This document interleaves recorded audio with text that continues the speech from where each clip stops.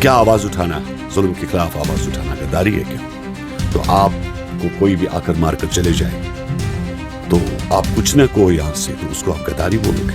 ऐसा नहीं होता। मैं इसलिए कह रहा हूँ कि जहाँ पे आवाम के सेंटिमेंट्स जुड़े हुए जी, हम शाहीन उन चीज़ों के साथ हॉलीडे होनी चाहिए। मैं आवाम के जज्बातों की कदर करता हूँ और हम मानते हैं कि इस चीज़ को, क्योंकि हम भी जाया करते थे 13 जुलाई की शहीदों को खराजी करने के लिए।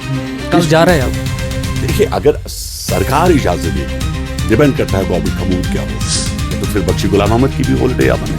Y not Bakshi Ghulam Ahmad, why not Sheikh Mohammad Saqib, जो कब से कहा जा रहा है कि इसको शेर कश्मीर का लक़ब मिला है। वो कुछ लोग थे उनके साथ जो जुड़ी हुई थी, तो बख्शी गुलाम अहमद को आप पूरी शेर कश्मीर कहते हो, वाई ओनली शेख मोहम्मद अब्दुल्ला, ठीक है। बट फिर भी आई रेस्पेक्ट शेख मोहम्मद अब्दुल्ला, ऐसा नहीं है, बेशक उनके बेटों की नहीं करता हूँ। अस्सलामुअलैकुम नाजरीन, जैसा कि आप सभी लोग बखूबी वाकिफ़ होंगे कि कल 13 जुलाई है और अगर हम तारीख़ी पस मंज़र में देखें तो 13 जुलाई को काफ़ी ज़्यादा अहमियत हासिल है।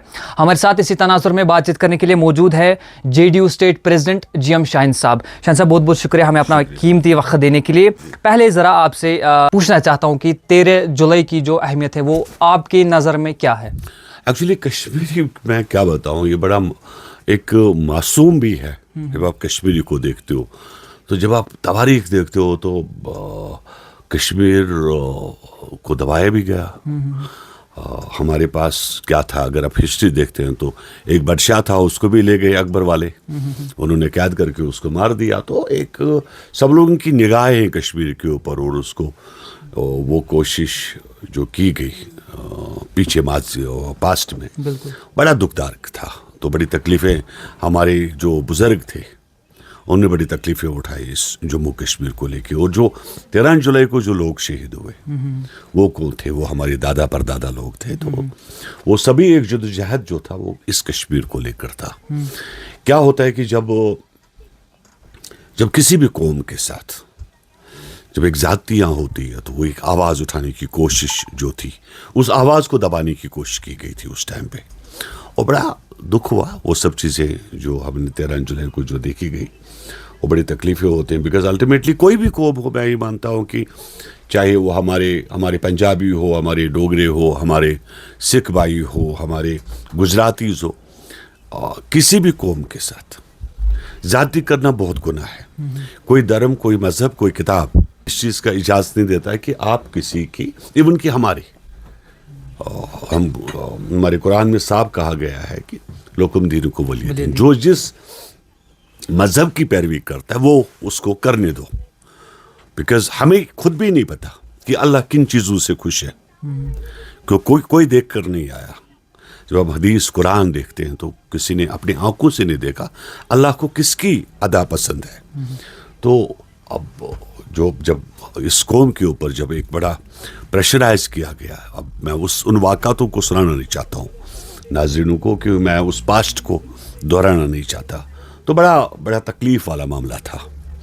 तो उस चीज़ को लेकर जो हमारे शहीद हुए, तो उस दिन की याद जैसे आप कहते हो, ताकि लोग तवारीख को न भूलें, ताकि इसका याद करने का क्या मतलब होता है कि हम उन शहीदों को याद करें और दुआए मगफिरत करें, या हम लोग उनके लिए दुआ करें कि उनको जन्नत नसीब हो। तो ये सब चीज़ें जो होती है कि एक जब देश आज़ाद हुआ, देश आज़ाद होने के बाद जब हम लोग देश के साथ मर्ज हुए, तो हम लोग ये सब चीज़ें पहले मनाया करते थे हम लोग 13 जुलाई।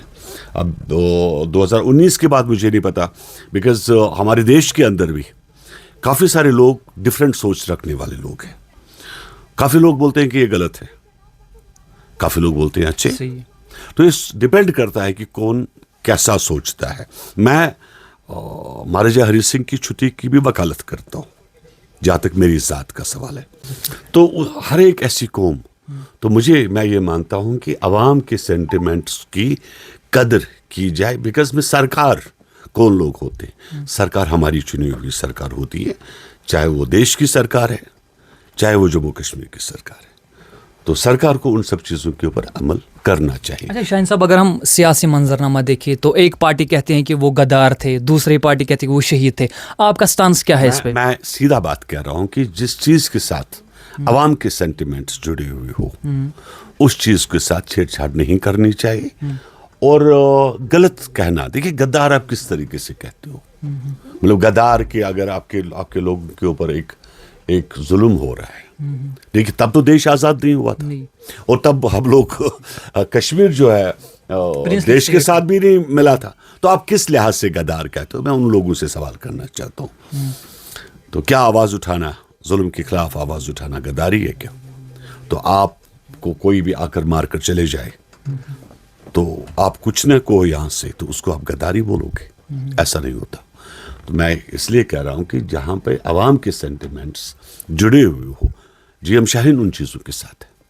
2019 की अगर हम बात करें, जब एब्रोगेशन ऑफ आर्टिकल 370 हुई, उससे पहले तक 13 जुलाई को हॉलीडे के बतौर मनाया जाता था, उसके बाद उसको कैंसिल किया गया। अभी उसके हक में आवाज़ें उठ रही है, आपका मौक़िफ़ क्या है इस पर? मैं बता रहा हूँ कि हॉलीडे होनी चाहिए।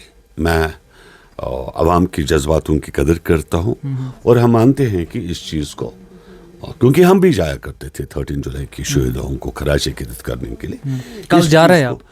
देखिए, अगर सरकार इजाज़त देगी, डिपेंड करता है गवर्नमेंट का मूड क्या होगा, तो अगर इजाज़त देगी तो जाएंगे, नहीं इजाज़त देगी तो घरों में भी। देखो, ये चीज़ें आप कहीं पर भी पढ़ सकते हो, ऐसा कोई रिस्ट्रिक्शन नहीं है। दिखावा ही काफ़ी नहीं होता है कि हम किसी चीज़ को दिखावा करें।